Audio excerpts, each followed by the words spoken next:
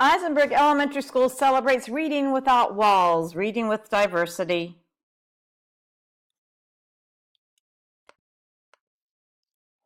Isenberg Elementary School celebrates reading without walls, reading with diversity. During the month of April, read 3 books to win. Book 1, read a book about a character who doesn't look like you or live like you. For your second book, learn about a new topic. Read an informational or nonfiction book.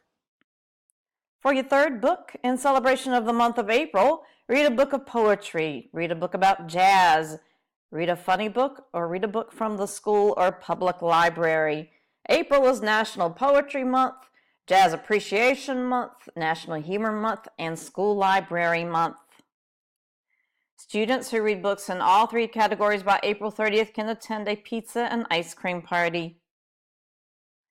So that your teacher can keep track, let them know the title of each book as soon as you've finished reading it. Teachers will record information on a Google Sheets provided to them. If you need help finding the right book, ask Mrs. Puckett in the Media Center. Reading Without Walls promotes diversity and opens readers' eyes to new ideas and experiences.